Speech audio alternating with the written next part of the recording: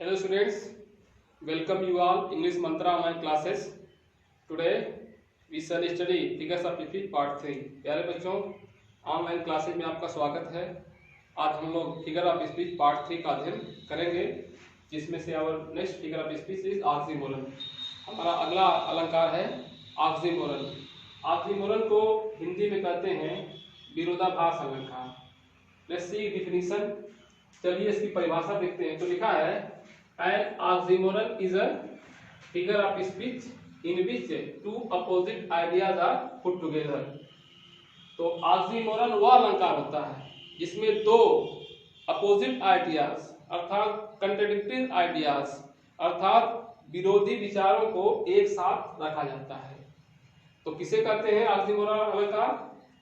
Oxymoron वह अलंकार होता है जहां पर दो अपोजिट कंट्राडिक्टरी आइडियाज को एक साथ रखा जाता है। एग्जाम्पल के माध्यम से हम इसको बिल्कुल क्लियर कर लेंगे। चलिए एग्जाम्पल में देखते हैं। लिखा है a shopkeeper is an honest robber and a shopkeeper is an honest robber.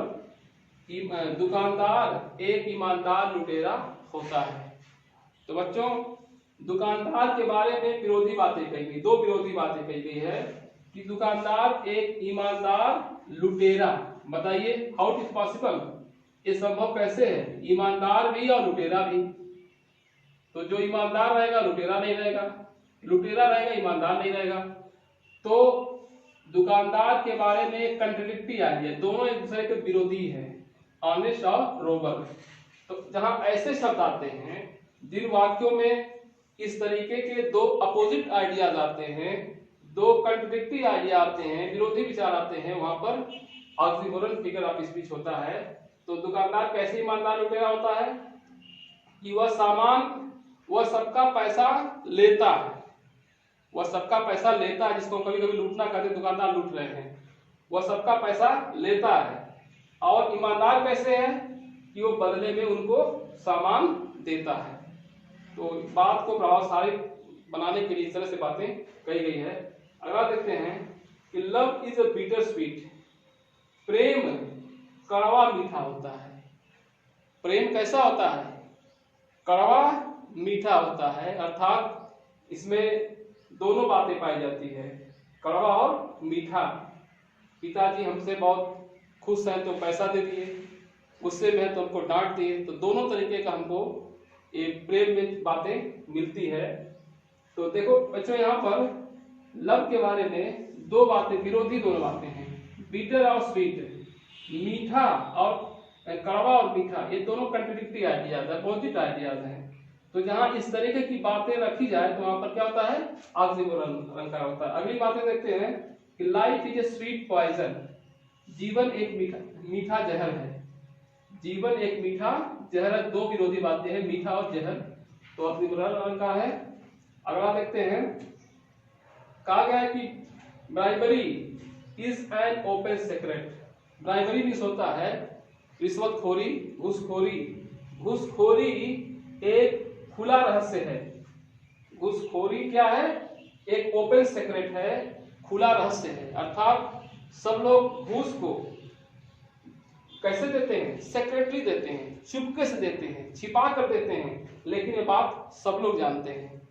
तो खुला भी और रहस्य भी। जब कोई बातें रहस्य होती है तो खुली नहीं होती है, जब कोई खुली होती है तो रहस्य नहीं होती है। तो इसके बारे में क्या है? दो विरोधी बातें हैं। अगला है the boy is regularly irregular. वह लड़का नियमित रूप से अनियमित है। लड़के के बारे में दो विरोधी बातें कही गई है। वह नियमित रूप से अनियमित है, यानी इसका उल्टा रेगुलरली का इररेगुलर होता है। तो दो विरोधी बातें हैं। सपोज अगर ये लड़का विद्यालय में हफ्ते में 2 दिन आता है और इसका पूरे साल का एक काम है। एक तो यह पहला क्या है? पहला कि इररेगुलर वो है, कि रेगुलर नहीं है। और इसका इररेगुलर वाला जो काम है ये हमेशा चलता रहता है। रेगुलरली वह कभी नियमित नहीं होता है, इसलिए कहा गया कि वह नियमित रूप से अनियमित हो है। He is the wisest fool in his group. वो अपने समूह का सबसे बुद्धिमान बेवकूफ है। तो बेवकूफ और बुद्धिमान दो विरोधी बातें हैं। तो बच्चों यहाँ पर कौन सा अलंकार है? ऑक्सीमोरन अलंकार है। इस प्रकार हम एग्जाम्पल के माध्यम से समझ गए हैं कि ऑक्सीमोरन अलंकार क्या होता है।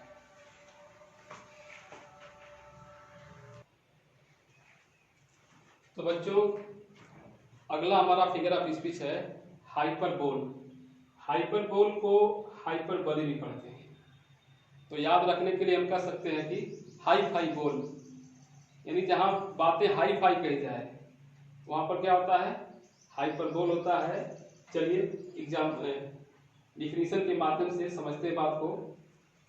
कहा गया है कि a hyperbole is a figure of speech in which things are shown greater or smaller, better or worse than they really are. Hyperbole वह अलंकार होता है जिसमें चीजों को अपने वास्तविकता से कहीं अधिक छोटी या बड़ी, अच्छा या बुरा दिखाया जाता है। तो बच्चों हाइपरबोल वह अलंकार होता है जहां पर बातों को चढ़ा बढ़ा कर कहा जाता है, यानी एग्जैजरेट किया जाता है, ओवर स्टेटमेंट होता है, वास्तविकता से कहीं अधिक बातों को बढ़ा चढ़ाकर कहा जाता है। एग्जाम्पल के माध्यम से सारी बातें स्पष्ट हो जाएगी। चलिए देखते हैं। पहले एग्जाम्पल में कहा गया है कि she said oceans of tears. She said oceans of tears अर्थात वह महासागरों आंसू बहाई। वह महासागरों आंसू बहाई। तो ये बात बच्चों, ये बातें बिल्कुल झूठी है। How it is possible? कैसे संभव है कि महासागरों आंसू बहाई? लेकिन बात को प्रभावशाली बनाने के लिए कहा गया है कि वह महासागरों आंसू बहाई, अर्थात बिल्कुल झूठी बात है।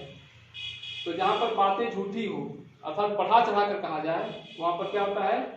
हाइपरबोल अलंकार होता है। इसका इस सेंटेंस में है। अगला देखते हैं example. Belinda smiled and all the world was gay. Belinda मुस्कुराई और पूरी दुनिया खुश हुई। बच्चों यह जो सेंटेंस है वह अलेक्जेंडर पोप का एक मॉक एपिक है, रेप ऑफ लॉक, उसमें से लिया गया है। उसकी हीरोइन क्या है? कौन है? बेलिंडा है। तो उसकी बातों को कहा गया है कि Belinda smiled and all the world was gay. Belinda मुस्कुराई और पूरी दुनिया खुश हो गई। कैसे संभव है कि एक औरत के मुस्कुराने से पूरी दुनिया खुश हो जाए? अर्थात उसकी बातों को बढ़ा चढ़ा कर कहा गया है। तो इसमें कौन सा अलंकार है? हाइपरबोल है। 10,000 saw I at a glance। एक बार में मैं 10,000 को देखा। बच्चों पोयम है विलियम वर्ड्सवर्थ की डैफोडिल्स, उससे लिया गया है। कवि कहता है कि मैं एक बार में 10,000 डैफोडिल्स के फूलों को देखा। अर्थात कभी बातों को बढ़ा चढ़ा कर कहा गया कि एक बार में, एक निगाह में कोई 10,000 कैसे देख पाएगा। तो कभी यहाँ पर बात को एग्जैजरेट किया है, बढ़ा चढ़ा कर कहा है। तो यहाँ पर कौन सा अलंकार है? हाइपरबोल है। देखते हैं अगला। Reverse of blood flowed in the battle. युद्ध में खून की नदियां बही। युद्ध में खून की नदियां बही। तो यहाँ पर बात को बहुत ही एग्जैजरेट किया गया है, बढ़ा चढ़ा कर कहा गया है। तो खून की नदियां बहना संभव नहीं है, इसलिए यहाँ पर कौन सा अलंकार है? हाइपरबोल है। अगला एग्जांपल देखते हैं। कहा गया कि all the perfumes of Arabia will not this hand. अरब का पूरा इत्र भी मेरे इस हाथों को नहीं धो पाएगा। ये बच्चों सेंटेंस दिया गया है मैकबेथ। मैकबेथ की हीरोइन है लेडी मैकबेथ। तो उसके वो राजा डंकन की हत्या करती है, तो उसके हाथों में खून लगा होता है, तो उसको बार बार धोती है। तो वहां से कहती है, उसी वही सेंटेंस लिया गया है कि अरब का पूरा इत्र भी मेरे हाथों को नहीं धो पाएगा। तो अरब जो कंट्रीज हैं वे इत्र के लिए बड़े फेमस होते हैं, परफ्यूम के लिए फेमस होते हैं। तो बताइए अरब में कितना इत्र बनता है और हाथों को नहीं धो पाएगा? तो बिल्कुल इम्पॉसिबल सी बात है। बात को बढ़ा चढ़ा कर कहा गया है, तो यहाँ पर हाइपरबोल अलंकार है। तो बच्चों इस तरह से इसको हमको समझ में आ जाना चाहिए कि जहां पर बातों को बढ़ा चढ़ा कहा जाता है वहां पर हाइपरबोल अलंकार होता है। बच्चों अगला अलंकार है हमारा ऑनोमाटोपिया। ऑनोमाटोपिया को कहते हैं ध्वनि सूचक अलंकार। चलिए डिफिनेशन देखते हैं। कहा गया कि an onomatopoeia is a figure of speech in which sound suggest the meaning of a word. क्या कहा गया है कि onomatopoeia is a figure of speech in which sound suggest the meaning of a word. अर्थात onomatopoeia वो अलंकार होता है जिसमें ध्वनि से हम किसी शब्द का अर्थ लगाते हैं। अर्थात हम ध्वनि को सुन करके हम अर्थ को जान जाते हैं कि ये किसकी ध्वनि है। जैसे एग्जाम्पल के माध्यम से समझेंगे। कहा गया है कि ग्रंट ग्रंट गोज हाग। हाग मीन्स होता है सुअर, और सुअर की जो मुख से आवाज निकलती है वो ग्रंट ग्रंट की होती है। इंग्लिश में ग्रंट कहते हैं, हिंदी में कहते हैं घुर घुर। घुर घुर करके सुअर जाती है। अर्थात अगर कहीं से हमको घुर घुर की आवाज आई तो हम उस चीज का, उस वस्तु का अर्थ लगा लेंगे कि ये सुअर ही बोल रही है। तो ऑनोमाटोपिया वो अलंकार होता है जिसमें ध्वनि के माध्यम से हम अर्थ को समझ जाते हैं। तो अगला देखते हैं एग्जाम्पल। तो यहाँ पर आवाज है, जहां पर भी आवाज होगी वहां पर ध्वनि सूचक अलंकार होगा। Curfew tolls the knell of parting day. Curfew means होता है शाम की गिरजाघर की घंटी बीतते हुए मरते हुए दिन की दाह संस्कार की घंटी बजाती है। पार्टिंग डे में समाप्त होता हुआ दिन। तो curfew tolls the knell of parting day. तो यहाँ पर कर्फ्यू टोल्स मतलब ध्वनि होती है। कर्फ्यू की शाम गिरजाघर की घंटी की आवाज होती है। तो यहाँ पर आवाज है, और आवाज जब बजती है तो हम समझ जाते हैं कि शाम की गिरजाघर की घंटी बज रही है। तो ध्वनि को सुनकर के हम लगाने के दिन समाप्त होने वाला है। अगला देखते हैं। And beauty born of murmuring sound shall pass into her face. बच्चों यह पोयम है Education of Nature, compose by William Wordsworth. William Wordsworth कविता है एजुकेशन ऑफ नेचर, उससे लिया गया है। लूसी के बारे में कहा गया है कि उसकी सुंदरता कैसे बढ़ेगी। कहते हैं कि beauty and beauty born of murmuring sound. Murmuring means होता है कलकल की आवाज। कलकल की आवाज से क्या उत्पन्न होगी? सुंदरता उत्पन्न होगी। शैल पास इनटू हर फेस, और उसके चेहरे में प्रवेश करेगी। अर्थात कलकल की आवाज उसकी चेहरे को सुंदर बनाएगी। तो यहाँ पर कलकल शब्द है। तो कलकल कौन? नदियों की आवाज कलकल होती है। तो जहां पर पानी गिरने की आवाज आएगी, बहने की आवाज आएगी, वो मरमरिंग साउंड होता है, कलकल की आवाज होता है। उससे हम अर्थ को जान जाएंगे कि ये नदियां बह रही हैं। तो यहाँ पर जो आवाज के माध्यम से, जहां पर कोई आवाज से अर्थ निकालते हैं, वहां पर क्या है? ऑनोमाटोपिया फिगर ऑफ स्पीच होता है। अगला देखते हैं कि लायन रोर्स। शेर दहाड़ता है। तो शेर की आवाज क्या है? रोर करेगा। तो जहां पर रोर आवाज आएगी तो हम जान जाएंगे कि कोई शेर है। हमको ये बताने की जरूरत नहीं है कि किसकी आवाज है, सिर्फ आवाज से, दहाड़ने की आवाज आई तो हम समझेंगे कि शेर है। तो शब्द के माध्यम से हम अर्थ को जान जाते हैं। अगला है बीज हम। बीज हम, मधुमक्खियां हम करती हैं, यानी भनभनाती हैं। तो जहां पर हम की आवाज आएगी हम समझेंगे बीज है। उसी प्रकार स्नेक हिसेस। स्नेक हिसेस यानी स्नेक मीन्स सर्प फुफकारता है। तो जहां हिस की आवाज आएगी हम जान जाएंगे कि यह ऑनोमाटोपिया अलंकार है। तो जिस पर जहां पर ध्वनि उत्पन्न होती है, जितने भी चीजें हैं उनकी अलग अलग ध्वनियां होती हैं, और ध्वनि के माध्यम से हम अर्थ जान जाते हैं। जैसे अगर घोड़ा क्या करता है?